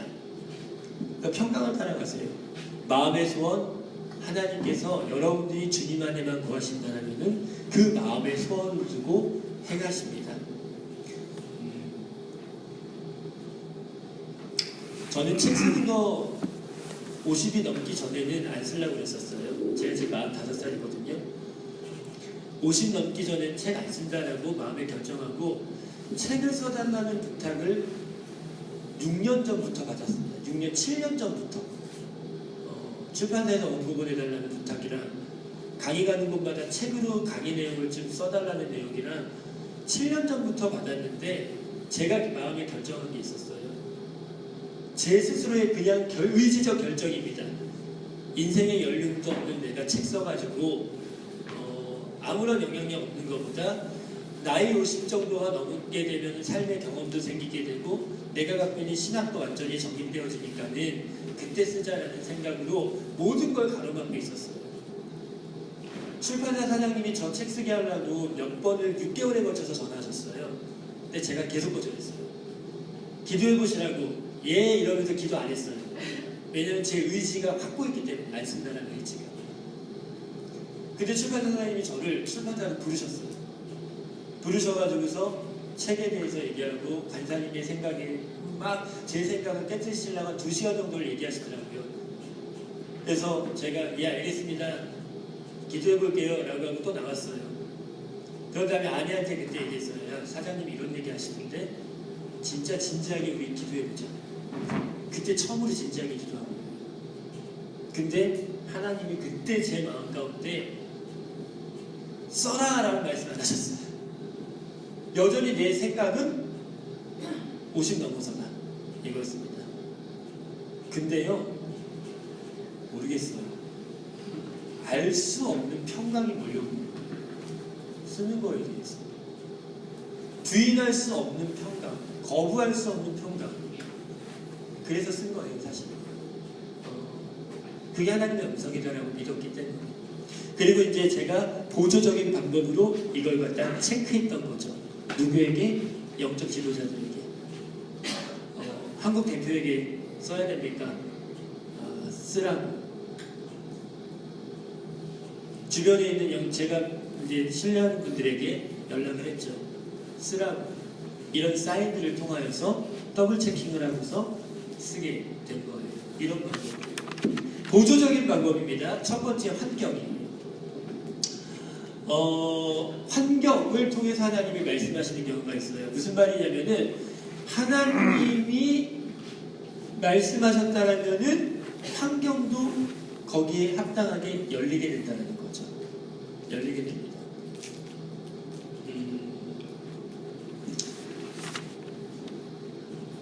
바울이 사도행전 16장을 보면은 소아시아 지역을 전도하고 싶었어요. 아시아 지역으로. 그러니까 터키 지역으로 가고 싶었어요. 근데 터키로 가는 길이 막혔어요. 환경이 막힌 거예요.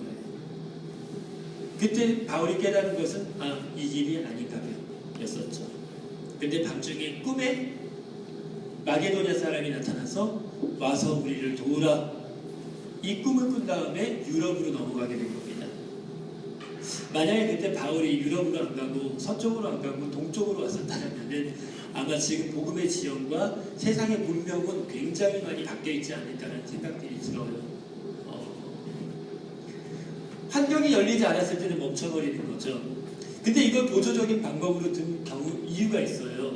때로는 주님이 환경이 열리지 않는다 할지라도 뚫고 나가기를 원하실 때가 있기 때문에 보조적인 방법으로 준 겁니다. 사인입니다. 사인은 예를 들면 이런 거죠. 기드온이 하나님 앞에서 제가 저 미디안하고 싸워야 된다라면은 양털에만 이슬 내리고 주변은 마르게 해주세요. 두 번 사인을 구하죠. 다음에는 양털만 마르고 주변은 젖게 해주세요. 사인을 구하는 거예요. 제가 개인적으로요, 죄송해요, 제 얘기를 어쩔 수 없어요. 저는 간증할 때 그냥 예화를 들 때 가능하면 제 얘기들을 많이 합니다. 성공과 실패. 오늘 저녁엔 제가 어떻게 실패했는지에 대해서 많이 얘기할 거예요. 근데 저 개인적으로는 제가 지금 한 44개 정도 나라를 가본 것 같아요. 44개, 5개 정확하게 제가 기억이 안 나는데 최소한 44개 정도의 나라를 다녔어요. 예수전도단 간사도 월급 없어요. 근데 제가 44개 나라를 다니는데 어떤 나라 같은 경우는 10번 이상 간 나라도 꽤 있어요. 국제선을 탄 횟수가 한 200번이 넘어가는 거예요. 그럼 내가 어떻게 이 나라를 갔을까 생각을 해봐요. 원칙이 있습니다.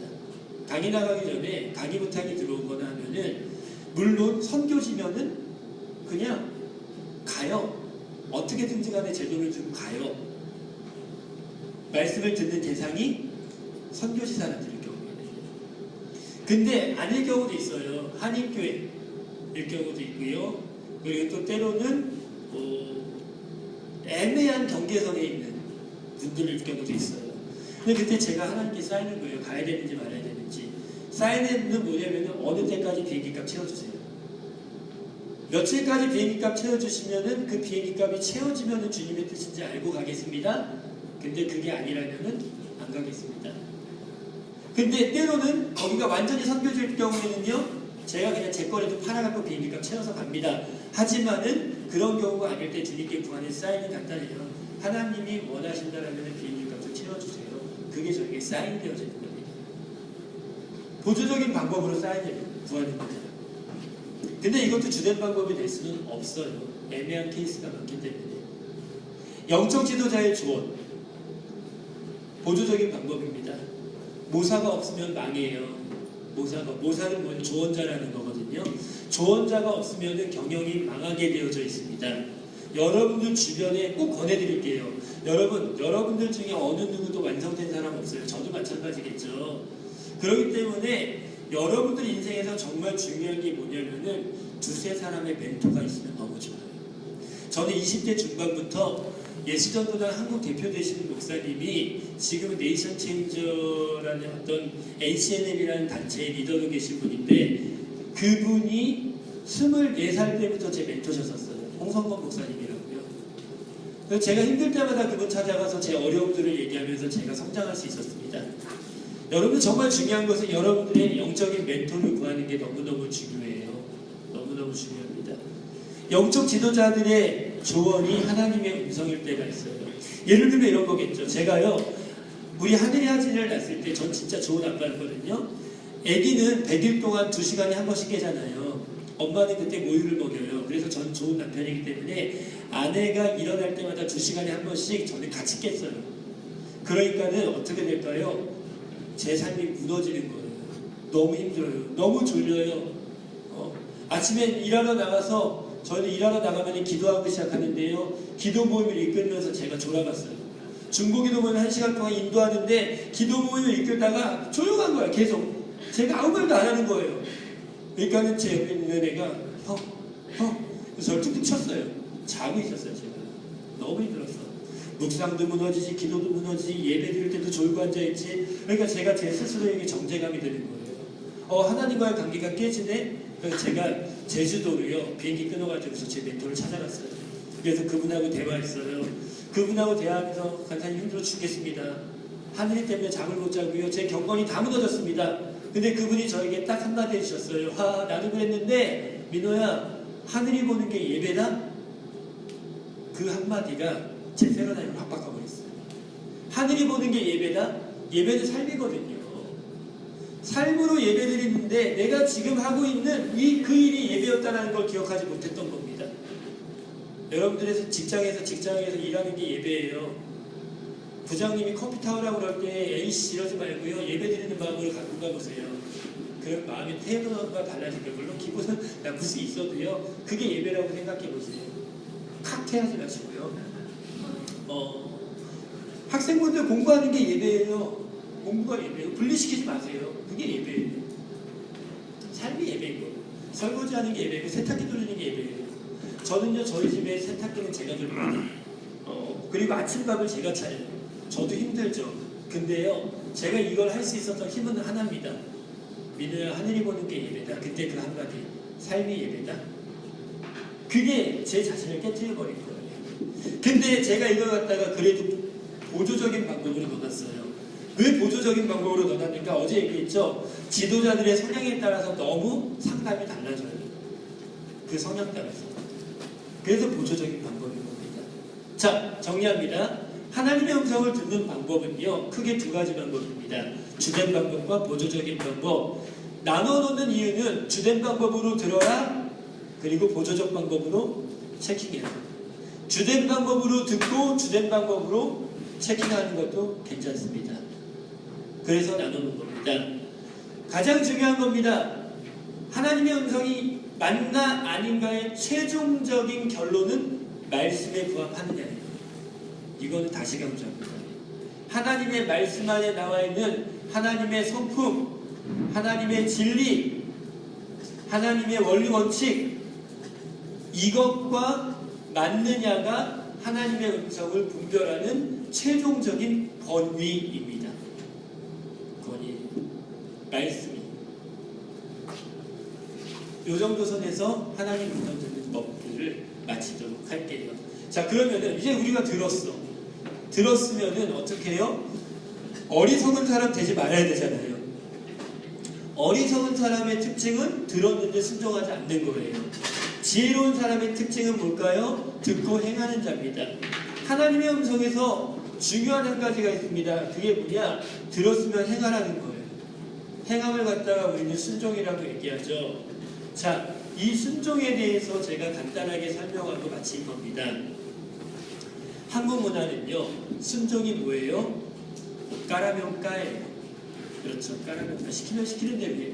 권위주의라고 얘기하죠. 권위주의는 두 가지의 문화에 영향을 받았습니다. 하나는 군대 문화. 군대 가면은요, 상명하복이에요. 요즘은 많이 바뀌었어요. 김상병 이걸 좀 해주세요라고 이제 지금 그 논의되고 있는 게 뭔지 아시죠? 존댓말. 군대 내에서 존댓말 쓰는 거 지금 논의하고 있어요. 병장이 이등병한테 존댓말 써주는 거. 이거 완전히 이거 뭐 콩가루가 막 하늘을 나르네요. 전쟁 나는데 김일병님 같이 싸주세요. 이러면 진짜 웃긴 거예요. 근데 뭐 어쨌든 그런 병영 문화 다 좋아요. 근데 어쨌든 그래도 군대는 상명하복이에요. 한국은 군대 문화에 익숙합니다. 기독교가 가장 성장했었던 때가 60년대, 70년대, 80년대까지입니다. 기독교는 1994년 이후로 성장하지 않았습니다. 94년 이후로 하락세예요. 그때까지 성장했어요. 근데 그때까지 성장할 때 우리나라 정권은 누가 잡고 있었습니까? 군인들이 잡고 있었어요. 기독교가 성장하는 모든 시즌, 그 말미에 잠깐 김영삼 정부가 들어섰고 92년에 김영삼 정부가 들어섰으니까는 그 이전 노태우 정부까지는요 다 군인이었었어요. 한국 기독교는 군대와 같이 성장했습니다. 목사님들요 군대 방식으로 늘 카리스마틱한 리더십을 발휘했어요. 설교 잘하거나 카리스마 있는 목사님 한 분이 교회를 성장시켜 왔습니다. 그렇기 때문에 이러면서 한 가지 안타까운 문제가 교회 안에 발생하게 되는데 그게 뭐냐? 순종의 개념이 비성경적으로 변질되어져 버린 겁니다. 그래서 순종 이러면은 목사님들은 복종의 개념으로 생각해요. 까라면 까예요. 목회자가 어떤 이야기를 하든지 간에 목회자의 말은 신의 위치로 올라가 있어요. 그게 무슨 문제를 발생하게 했냐면은 하나님을 비인격적인 존재로 만들어버려요. 인간의 인격은 말살해버렸고 하나님조차도 비인격적인 존재로 만들어버렸어요. 우리는 성경이 과연 이 오늘날의 교회에서 말하고 있는 까라면 까식의 순종을 요구하고 있는가?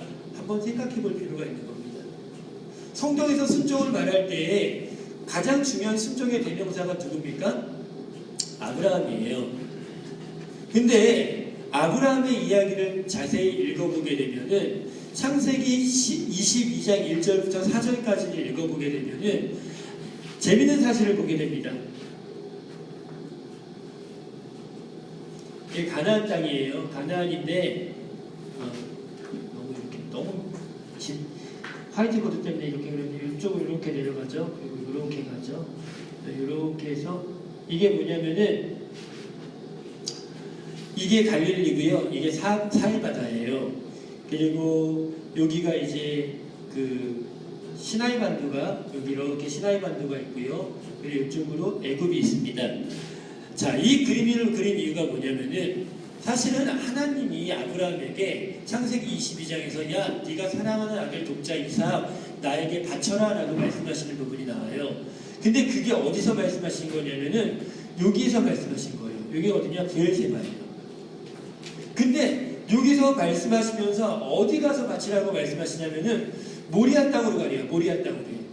모리아 땅은 어디냐면 지금의 예루살렘입니다.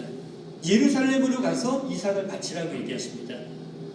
여러분 참 재밌죠? 하나님이 진짜 이삭을 받는 것이 목적이라면은 브엘세바에서 바쳐도 돼요. 근데 왜 굳이 모리아 땅까지 가라고 얘기했을까? 왜 굳이 예루살렘까지 가라고 얘기했을까? 우리 질문을 던져볼 필요가 있는 겁니다. 가장 중요한 이유 가운데 하나는 어떤 분들은 이삭을 갖다가 예수의 모형이다라고 얘기해요.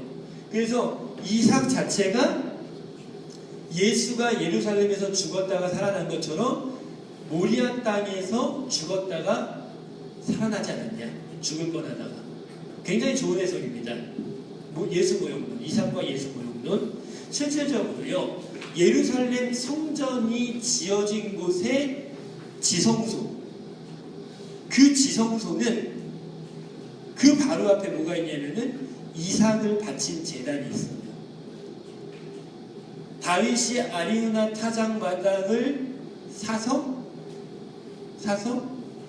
이제 거기 아니죠. 다윗이 인구조사해 가지고서 하나님께 징계받을 때에 아리우나 타작마당을 사서 거기서 제사를 드리고 징계가 멈춰지고 그 아리우나 타작마당 위에다가 성전을 지은 거예요.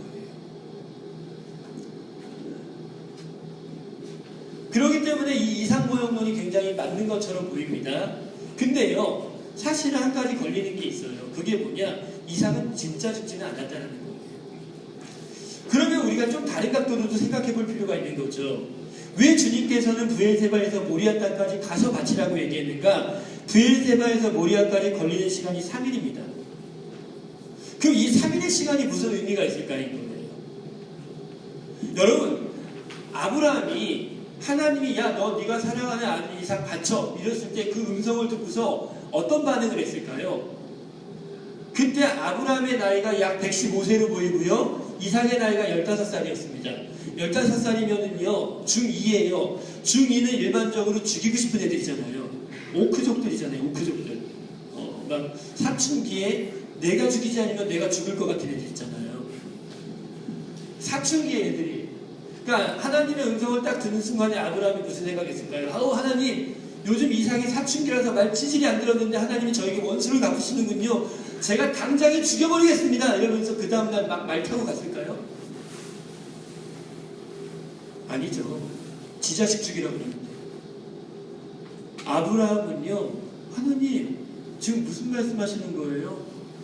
이거 아니잖아요. 하나님이 얘 쪽에서 큰 민족 이루겠다라고 말씀하셨잖아요.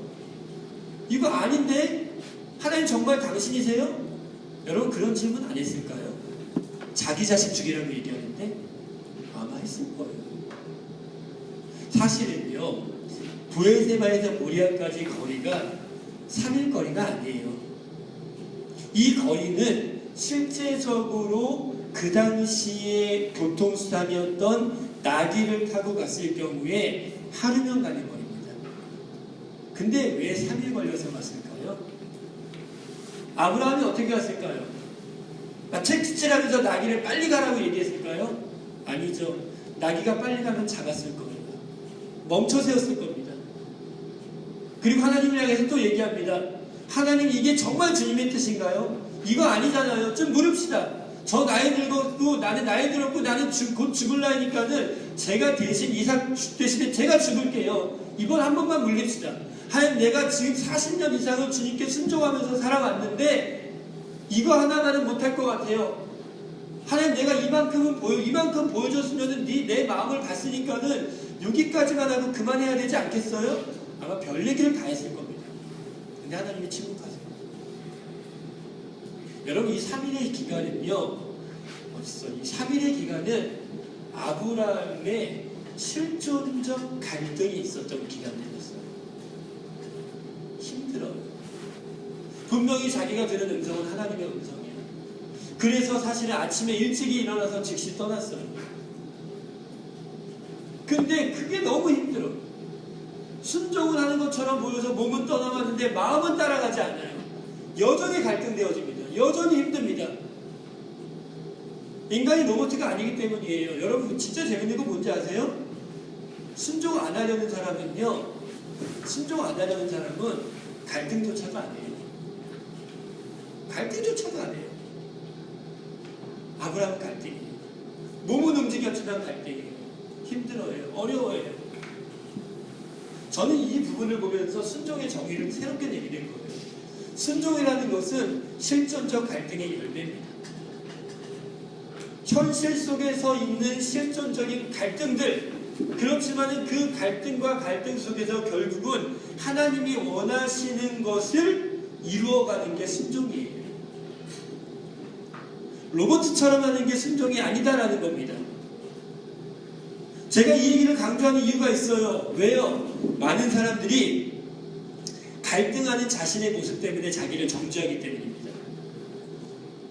뭔가 영적 지도자가 와서 너 이것 좀 해줄 수 있겠니? 근데 내면에 갈등이 일어나요. 자신의 환경, 직장 갔다가 오면 너무나 힘들고 피곤한데 이것까지 하게 됐을 때에 내가 손해볼 것이 뻔히 눈에 보이고 어려우니까 갈등이 일어나요. 근데 이런 갈등하는 모습을 보면서 어떤 사람들은요, 아유 내가 이런 거 갈등하니까 내 수준이 이것밖에 안 돼 이러면서 자기 자신을 정죄합니다. 아니에요. 정죄할 필요 없어요. 왜요? 갈등이라는 것 자체가 아까 얘기했듯이 하나님께 순종해가는 과정 속에 필연적으로 일어나는 거기 때문인 거죠. 하나님은 인간에게 희노애락을 주셨습니다. 무슨 말인지 아세요? 인간의 결정 과정이 있습니다. 정보가 들어와요. 정보를 생각이 받아들여요. 이 생각이 분석합니다. 이 생각은 반드시 분석되어진 생각은 감정에 영향을 주게 됩니다. 이 감정 안에 희노애락이 있는 거예요. 이 정보를 생각하니까는요, 어떻게 화가 나기도 하고요, 긴장이 되기도 하고요, 짜증이 나기도 하고요, 왜 나에게 이런 얘기해가지고 라는 생각이 들기도 하고요, 감정이 북받쳐 오르는 거예요. 그러다가 그래! 이러면서 의지를 가지고 선택하게 되는 겁니다. 이게 인간이 결정하는 과정들이라는 거죠. 이 말이 뭔지 아세요? 하나님은 인간을 전 인격으로 만드셨다는 거예요. 인격적인 존재이기 때문에 인간은 갈등하는 게 당연하고요. 감정의 요동이 일어나는 게 당연합니다. 마치 지금 이 시간에 영혼이 분리되는 것처럼 피곤하니까. 괜찮아요. 제발 엎드려 주무세요. 괜찮다니까요. 왜 자꾸 이렇게 이러면서 막 들으시려고 노력하는 거는 아는데 제가 미안해서.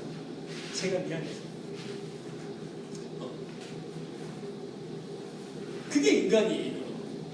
서로 쳐다보지 마세요. 왜 쳐다보세요?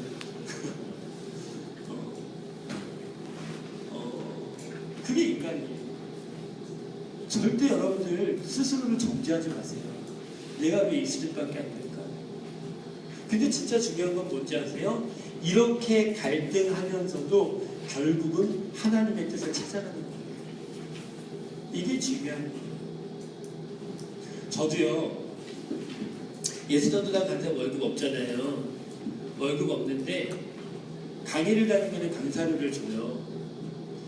강사료를 딱 받으면은 이런 생각이 들어요.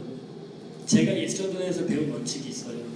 딱 받으면 돈이 생기면은 하나님 이 돈이 정말 제 돈입니까? 아니면 다른 사람을 나눠줘야 됩니까? 라는 질문을 합니다. 그럼 여러분 솔직하게 얘기할게요. 예수전도단 강의 가면은 예수전도단에서 하는 강의 가면은요, 사실은 간사들 뭐 밥도 사주고 뭐도 사주고 이러면은 차비도 안 남을 때도 있어요. 그리고 저는 그거 전혀 어렵지 않아요. 무슨 말이냐? 작은 돈일 때는 헌금해주는 게 그닥 어렵지 않아요. 근데 교회 같은 데 부흥회 가잖아요. 교회 부흥회 가면은 금액 단위가 틀려져. 예수전도단에서 최소한 똑같은 시간을 해도 10배 이상을 받는 경우도 많이 있어요. 똑같은 시간에 강의하는데. 그러면은 수백만 원이 들어있는 이 봉투를 딱 앞에 두고서 하나님 이거 제 겁니까? 묻는 저의 심정 아세요? 물을 때 제 마음 깊은 곳에 정직하게 얘기할게요. 하나님 이거 제 거여야 합니다. 이것만은 제 거여야 합니다. 정직하게 그런 마음이 제 안에 있는 게 사실이에요. 근데 때로는 하나님이요, 누나 너 그거 아무게 줘라 이럴 때가 있어요. 그럼 제가 기쁜 마음으로 그걸 줄까요? 주기 전까지, 그 친구를 만나기 전까지, 때로는 은행으로 송금하기 전까지 주님하고 싸워요. 제가 왜 줘야 됩니까? 합리적 이해를 시켜달라고. 왜 줘야 됩니까? 걔 아파서 요즘 병원 못 가고 있고 지금 걔 몸 좀 보강이 필요해. 그럼 제가 뭐라고 얘기해요? 하나님 저도 아프거든요. 저도 몸에 그 원기 충전이 저도 필요한 나이거든요. 하나님하고 막 이렇게 싸우는 거예요. 치집 먹고 싸워요. 그러다가 결국은 어떻게 해요? 줘요. 줬을 때 밀려오는 평강 아세요? 순종했을 때 밀려오는 기쁨 아세요? 그게 순종이에요. 진짜 순종이라는 것은 우리가 어느 날 어느 시에 어떤 행동을 하겠다라고 결정되어진 로봇처럼 하는 게 순종이 아니에요. 내면의 갈등 정죄하지 마세요. 갈등하세요. 고민하세요. 갈등하고 고민하는 것은 여러분들의 신앙의 수준이 올라가면 올라갈수록 그 시간은 짧아질 겁니다. 하지만 갈등하세요. 고민하세요. 더 생각하세요. 그리고 그 안에서 정말 그것이 주님의 뜻이라면은 그 갈등 속에서 좋은 열매를 맺으세요. 그게 순종입니다. 하나님 음성 들은 다음에 그런 순종의 삶으로 지혜롭게 사시기를 주님의 이름으로 축복합니다. 축복합니다. 아멘. 고맙습니다. 같이 기도하겠습니다. 우리 기도하죠. 짧게 이 시간에 그냥 짧게 몇 가지 기도 제목 기도하고요. 그냥 마치도록 할게요. 그래서 우리 저녁에 좀 더 기도하는 시간을 갖도록 하겠고요. 첫 번째는 이런 기도합시다. 하나님, 내가 인생을 살아가면서 하나님의 음성에 민감할 수 있도록, 지금은 힘들고 어렵지만은 하나님 음성에 민감한 사람이 될 수 있도록 하나님 저에게 은혜를 베풀어 달라고 먼저 기도하겠습니다. 기도합시다. 하나님, 우리가 주님 앞에 나가서 기도합니다. 여러분들의 목소리가 여러분들의 귀에 들릴 정도의 목소리로 기도하세요. 하나님, 우리가 지금 하나님의 음성을 듣는 것이 힘들고 어렵지만 그리고 어색하지만은 하나님, 우리가 기대하는 것은 성령께서 우리를 도우실 때에 우리의 삶 가운데에서, 우리의 인생 가운데서 하나님의 음성이 더 익숙해지고 주님의 음성을 따라 사는 삶을 통하여서 더 열매 맺는 삶으로 변화되어지기를 소망합니다. 성령님 오셔서 우리를 도와주시고 우리가 주의 음성에 민감하게 반응할 수 있도록 하나님이 우리 가운데 기름 부으셔서 우리 모두가 시간이 지났을 때는 주의 음성에 민감한 자로 서 있을 수 있도록 역사하여 주시옵소서. 또한 기도할 때는 여러분들의 삶에 좋은 열매가 맺혀질 수 있도록 하나님, 내가 주의 음성을 따라 살 때에 악한 열매가 아니라 성령의 좋은 열매들이 맺힐 수 있도록 은혜를 베풀어 달라고 기도합시다. 기도하겠습니다. 하나님 아버지, 또한 기도하는 것은 우리가 하나님의 음성을 듣는 것을 따라서 좋은 열매 맺는 삶을 살기를 원합니다. 하나님 아버지, 성령 안에 있는 그